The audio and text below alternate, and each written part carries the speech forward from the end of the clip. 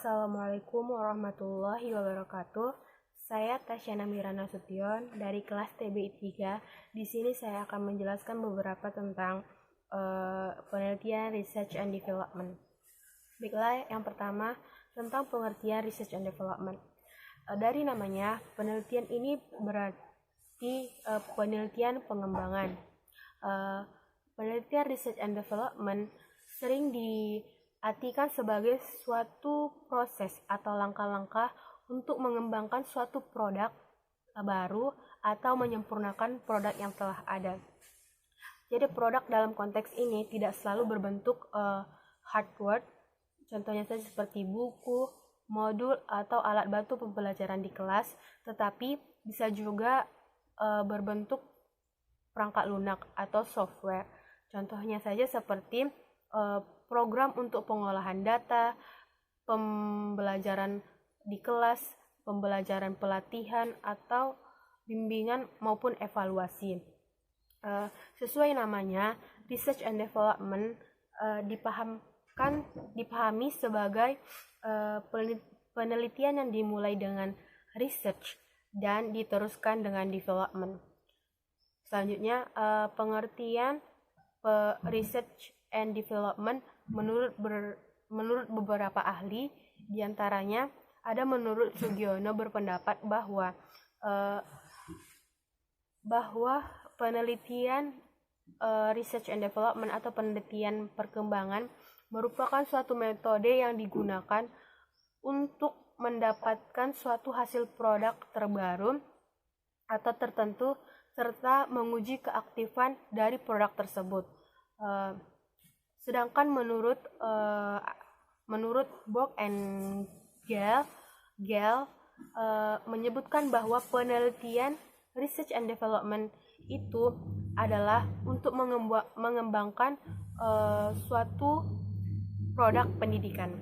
Jadi di sini dapat kita simpulkan bahwa penelitian research and development itu adalah metode yang kita gunakan untuk menghasilkan suatu produk tertentu seperti materi pembelajaran, media, atau strategi dan alat evaluasi pendidikan dalam pembelajaran. Kemudian yang kedua ada tentang tujuan penelitian research and development. Tujuan penelitian pengembangan berisi dua informasi, yaitu yang pertama masalah yang akan kita pecahkan, dan yang kedua ada spesifikasi pembelajaran, model atau soal atau perangkat yang akan dihasilkan untuk memecahkan masalah tersebut. Jadi dapat dikatakan bahwa tujuan penelitian research and development ini adalah untuk menginformasikan proses pengambilan keputusan di sepanjang pengembangan produknya. Kemudian tujuan penelitian research and development ini khusus dalam bidang pendidikan terbagi dalam beberapa aspek. Yang pertama ada pada bagian kurikulumnya.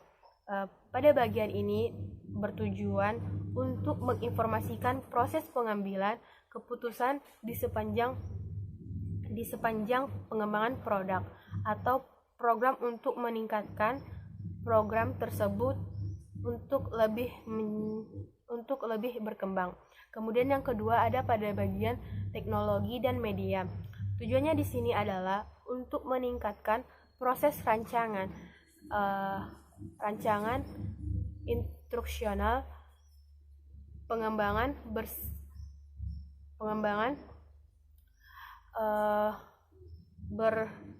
berskala evaluasi. Kemudian yang ketiga ada pada bagian pelajaran atau instruksi. Di sini bertujuan untuk pengembangan dalam perancangan lingkungan pembelajaran serta secara serempak mengusahakan untuk berperan dalam pemahaman fundamental ilmiah. Kemudian yang terakhir ada pada bagian pendidikan guru dan didaktis. Pada bagian pendidikan guru, di sini bertujuan untuk memberi kontribusi pembelajaran kepada para guru untuk menjadikan para guru menjadi lebih profesional. Dan sedangkan pada bagian didaktisnya di sini bertujuan untuk menjadikan penelitian research and development ini sebagai suatu hal yang lebih interaktif. Kemudian selanjutnya menurut Acker, salah satu ahli, ada 4 tahap penelitian research and development yang biasa dilakukan dalam dunia pendidikan, yaitu yang pertama ada preliminary investigation atau pemeriksaan pendahuluan. Untuk membuat pemeriksaan menjadi lebih sistematis, ada 4 hal yang mencakup. Yang pertama tinjauan yang literatur, yang kedua konsultasi tenaga, dan yang ketiga analisis tentang ketersediaan contoh, dan yang terakhir ada tentang studi kasus dari praktek yang umum. Kemudian yang kedua theoretical embedding atau penyesuaian teoritis.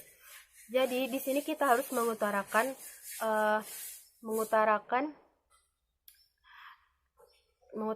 dasar pengetahuan yang lebih teoritis untuk pemilihan rancangan yang lebih sistematis. Kemudian yang ketiga ada empirical testing atau uji empiris.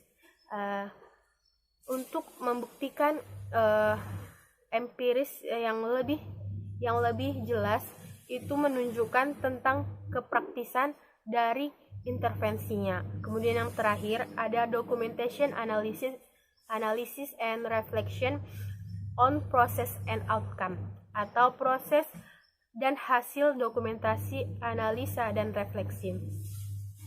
Jadi di sini hasilnya itu untuk berperan pada spesifikasi dan perluasan metodologi rancangan dalam penelitian research and development. Itulah, selanjutnya kita akan kepada menjelaskan langkah-langkah melakukan penelitian research and development. Baiklah, di sini saya akan menjelaskan tentang 10 langkah untuk melakukan penelitian research and development itu. Baiklah, yang pertama ada research and information collecting atau penelitian untuk mengumpulkan data. Jadi langkah pertama yang harus kita lakukan adalah analisa kebutuhan. Jadi untuk mencari informasi yang terkait dengan hal apa yang kita butuhkan untuk kita harus menganalisis kebutuhan.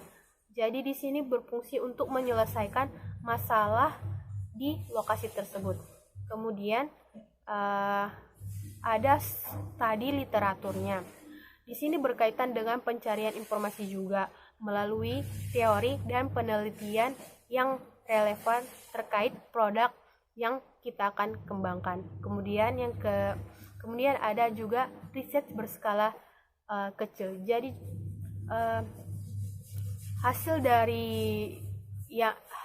dari pengidentifikasikan yang telah dilakukan oleh peneliti terkait produk yang sekiranya dibutuhkan untuk memastikan masalah dalam produk.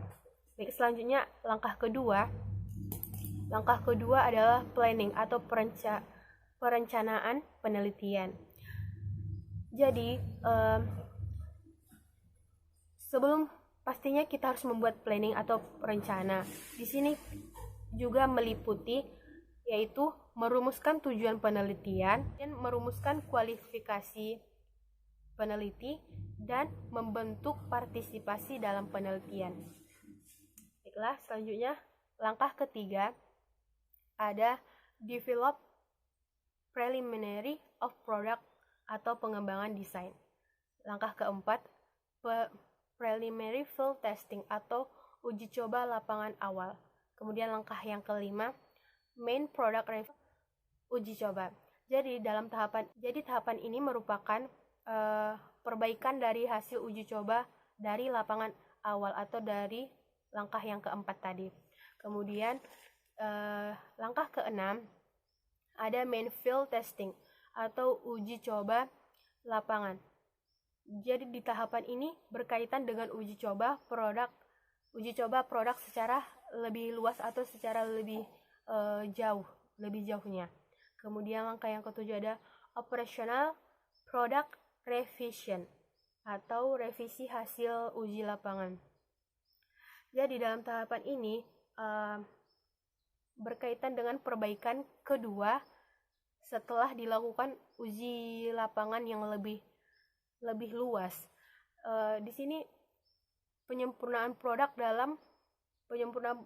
dalam tahapan ini akan semakin memantapkan produk yang akan kita kembangkan. Kemudian langkah yang ke-8 ada operational field testing atau uji kelayakan. Uji kelayakan ini dilakukan dengan menggunakan wawancara, observasi, maupun kuesioner dengan penguji untuk membuat aktivitas produk yang lebih kuat. Kemudian langkah yang ke-9 ada final product revision atau revisi produk akhir. Jadi di langkah ini akan semakin menyempurnakan produk yang sedang dikembangkan. Pada tahapan ini sudah didapatkan suatu produk yang tingkat efektivitasnya dapat dipertanggungjawabkan.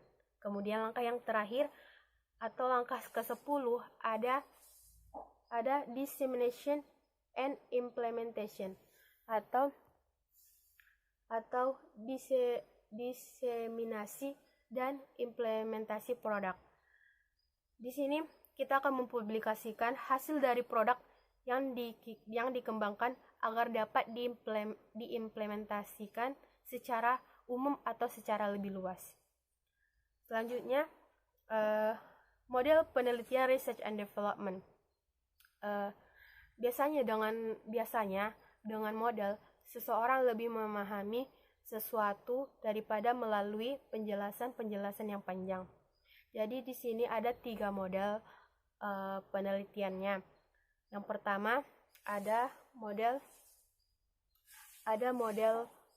pengembang prosedural. Di sini maksudnya adalah model deskriptif yang menggambarkan alur atau langkah-langkah prosedural yang harus diikuti untuk menghasilkan produk tertentu. Jadi dapat dikatakan di sini adalah model langkah-langkahnya. Kemudian yang kedua ada model konseptual. Di sini maksudnya konseptual itu adalah model yang bersifat analistis yang menjelaskan komponen-komponen produk yang akan dikembangkan. Sesuai namanya, berarti di sini kita harus mengkonsepkan atau merancangnya terlebih dahulu. Kemudian ada model teoritik. Model teoritik adalah menggambarkan kerangka berpikir yang didasarkan teori-teori yang relevan. Jadi model ini menampilkan hubungan bermacam-macam komponen dalam situasi yang merupakan kuantitas dari berbagai komponen yang mempengaruhi suatu produk pendidikan. Jadi model ini lebih terfokus kepada teori. Kemudian di sini kita akan masuk kepada contoh research and development. Baiklah, di sini saya akan mengambil contoh judul research and development, yaitu tentang development of method of learning English reading skill based on multiple intelligence to young learner, atau dalam bahasa Indonesia itu adalah pengembangan metode pembelajaran keterampilan membaca bahasa Inggris berdasarkan multiple intelligence kepada pelajar muda. Jadi di sini kita dapat merumuskan masalahnya, yaitu bagaimana merancang metode pembelajaran keterampilan membaca bahasa Inggris yang lebih efektif dengan multiple intelligence, sehingga layak digunakan kepada pelajar. Kemudian instrumen penelitiannya. Instrumen pengumpulan data pada penelitian ini kita bisa menggunakan angket. Selanjutnya analisis data yang kita lakukan di sini 3 langkah. Yang pertama, reduksi data. Di sini kita harus menyederhanakan data yang telah kita kumpulkan dan membuang hal-hal yang tidak. Kemudian yang kedua ada penyajian data. Setelah membuang hal-hal yang tidak perlu, kita harus melakukan. Kemudian langkah yang terakhir ada mengambil. Pada tahapan ini kita akan mengutarakan kesimpulan berdasarkan data yang telah direduksi dan disajikan sebelumnya. Jadi pada tahapan terakhir ini bertujuan untuk mencari makna data yang dikumpulkan dengan mencari hubungan, persamaan, dan setelah dengan berakhirnya analisis data yang saya jelaskan, berakhir pula lah video dokumentasi saya. Baiklah, jika ada kata-kata saya yang salah, saya mohon maaf karena di sini saya masih belajar banyak. Baiklah, sekian dari video saya. Wabillahi taufiq wal hidayah. Wassalamualaikum warahmatullahi wabarakatuh.